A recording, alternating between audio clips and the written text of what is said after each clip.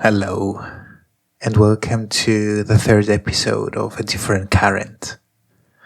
In our last episode, we talked about the myth of the perfect body and how it shapes our sense of worth. Today, I want to take that conversation further into the world of digital lovers, dating apps, hookup culture, and online intimacy.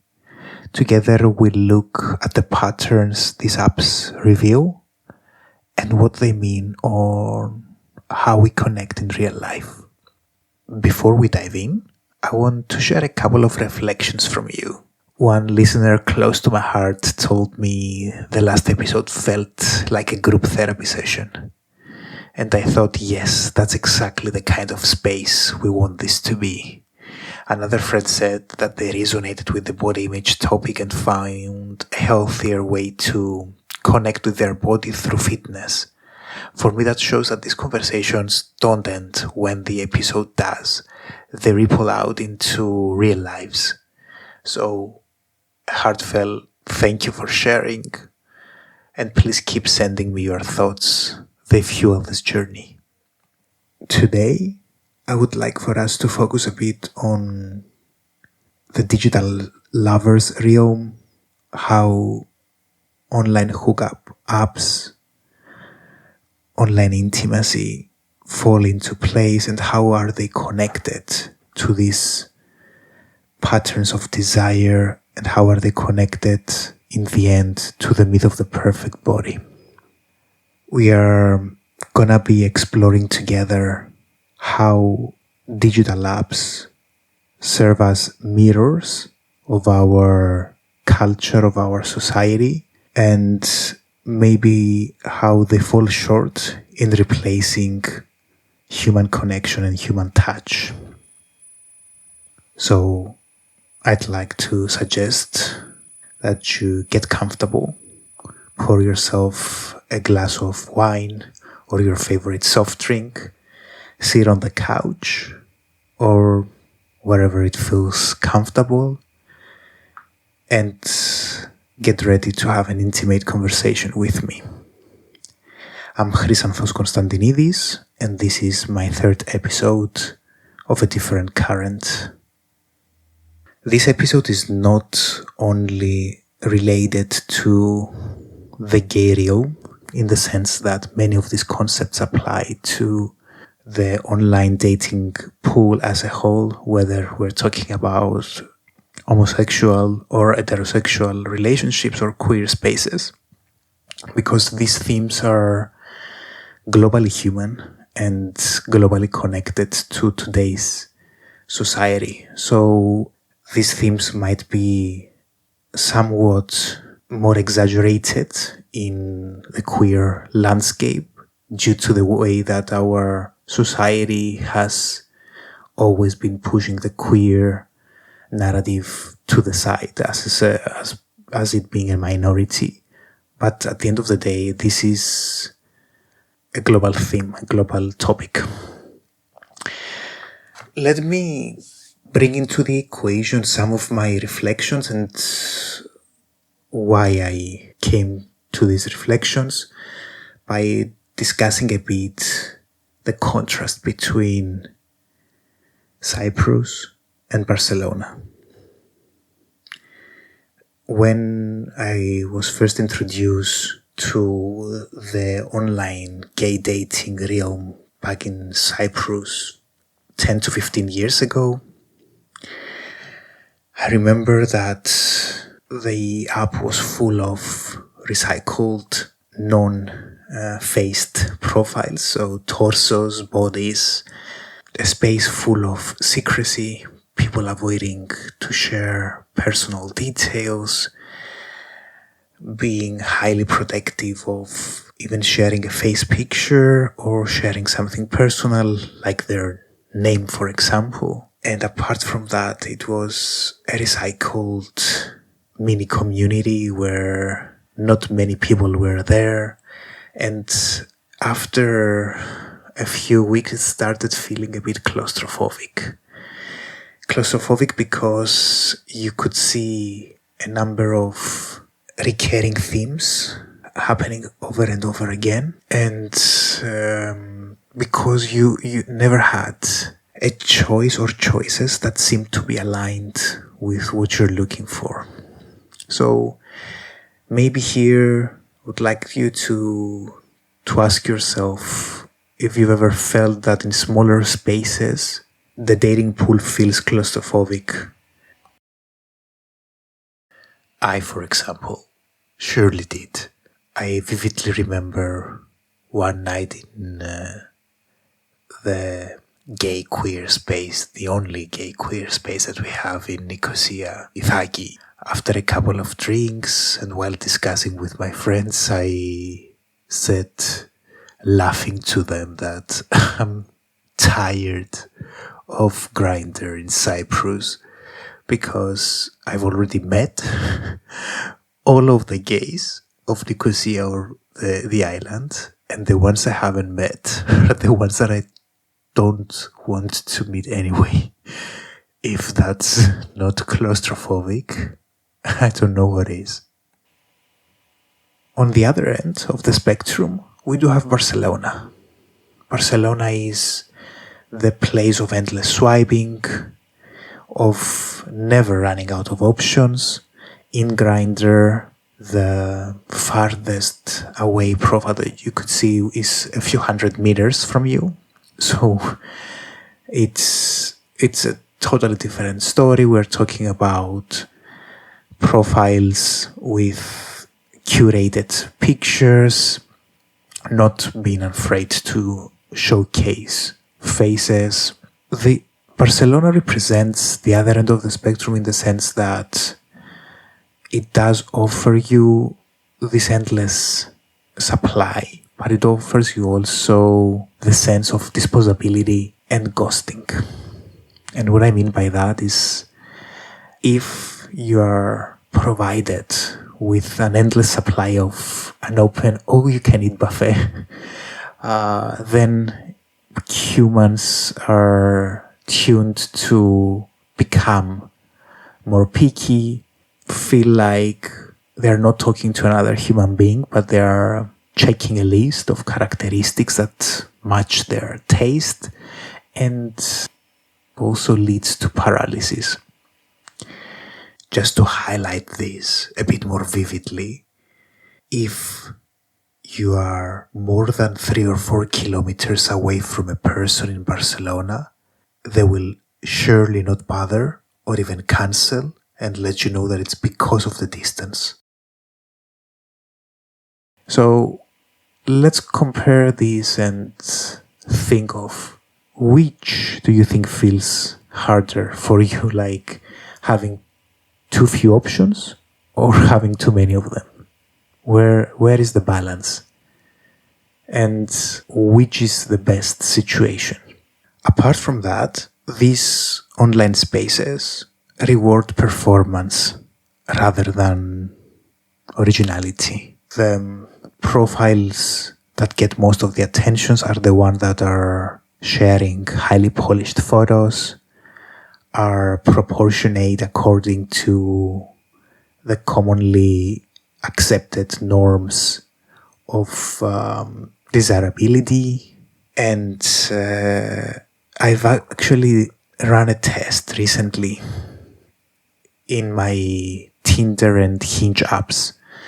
What I did was just switching between the pictures that I was having in my profile from more globally desirable ones that highlighted my physique under good lighting, gym selfies, desirable poses, etc., to more original and authentic shots that were not heavily staged or were more natural looking. And I was shocked by the response shift. You can suddenly feel that your profile becomes much less desirable if you have the courage to be more original and share a non-highly curated version of yourself which aligns mostly with your values. My reflection here is that desirability is like a stock market. And the more you perform along these norms, the better are your chances to succeed. When you put up a profile picture, do you think that you are showing your authentic self? Or are you spending most of the time curating a version that others would want to see? This is another way that this myth of the perfect body and body ideals comes to play. How we're programmed, even subconsciously, to follow a pattern of decisions that might not be our original current, our original self.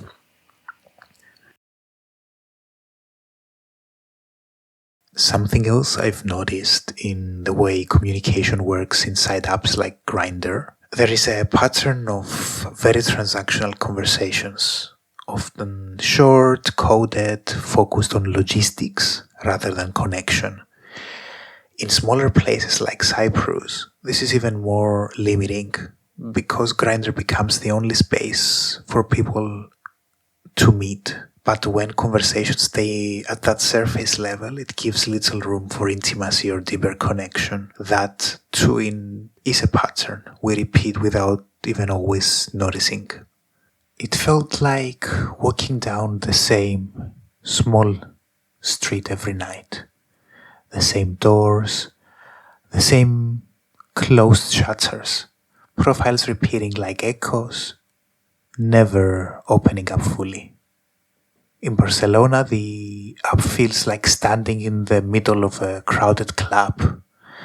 Faces lit by phone screens, the next option always just a swipe away. No silence, just noise. And somehow, still lonely.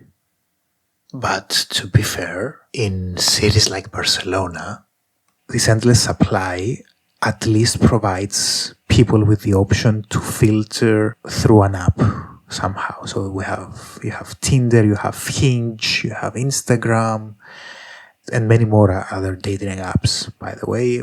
And you could at least filter in a more productive way. That's not to say, by the way, that most of us are not present in all of these apps, but some apps, like Hinge, for example, seem to be allowing more space for authenticity, even though they still somehow follow the same language as Tinder or other related apps, dating apps. And now that we've somehow contrasted Barcelona, which is abundance, to scarcity, which is Cyprus, and somehow discussed about performance and authenticity and how these themes tie into these topics, I wanted to also reflect with you on a realization that I had from a recent trip in Porto, Portugal. The other day, I had a solo trip last week where I decided to take a different route than the one that I'm usually taking and minimize the usage of online apps like Grindr, Hinge, Tinder, etc. during my trip, and challenged myself to focus on getting to know people more in real life, making casual connections. And it was a solo trip, so it was more like an adventure. And in real life, I had much less encounters to the number of profiles that I'm able to reach online. But somehow these encounters were richer. I was able to not just talk to a profile or a person, I was able to feel their energy, see their reactions, connect with them in a different level, or not connect with them, because it also happened that after a couple of sentences I was like, I don't have anything more to share, this energy feels off. So it was eye-opening how the human connection and the real life connection can shift our point of view when it comes to these topics and help us uncover a different and more original way to connect with others. Can you recall when was the last time you met someone outside an app, through a friend, maybe at the gym, at a cafe, at a club, wherever it might be relevant for you or context? And can you recall how that felt? And also, if dating apps disappeared overnight, how would you go about meeting someone? How much of this do you think it makes sense to incorporate in your daily life? I even did something else during my trip in Porto. I utilized Grindr as a way to reconnect with someone before meeting them in person. And what I did was we exchanged a couple of sentences, to discuss something basic, and then we agreed on meeting at a local bar. And I refrained from sharing my personal private album or any intimate pictures. And then we met at a bar, and they also came at the bar with a friend. It was firstly much easier to break the ice because somehow we've initiated the conversation prior to us meeting at the bar, even though we hadn't even exchanged names, and we exchanged those in real life. But it was a much easier conversation. I remember them saying to me as, the hours passed by and we were having a laugh, discussing about different experiences, sharing with them and their friends. I remember he said that he was captivated that I didn't go about the predefined route of sharing my private album before meeting, and that actually caught his attention. So this is to say that apps can and do have a space for us, but apps should be utilized maybe as a tool, and I'm still exploring this space as well. Because I think this might be a better approach. Like, apps could be a secondary tool, not a replacement of real life connection, or a support tool to real life connection. So we see that scarcity and abundance, according to the place where we live, do play a huge role on how we perceive online dating and dating as a whole. Body myths are still at play, either online or in real life, but mostly online. And that the illusion of choice is just an illusion, because on the one end of the spectrum we have claustrophobia, and on the other end we have ghosting and disposability. So what would happen if you started treating apps just as a supportive tool and let real life become your primary way of connecting? This is what I want to be exploring, to keep exploring. But just to let you know, my findings, especially during my trip in Porto, made me feel like we could open up a totally different approach to life. And with this, I would like to thank you for being with me during this episode. Thank you for listening to my thoughts. I would love to get your feedback or answers to these questions that I've been sharing with you. It makes me feel fully energized when I receive your thoughts, questions, responses, criticism, whatever it feels relevant, through either the comments, feedback through Instagram or any other social media platforms.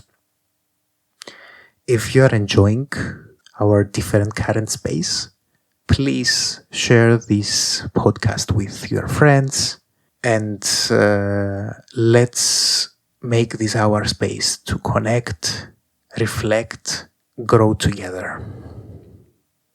I'm Chrysanthos Konstantinidis, and see you at the next one.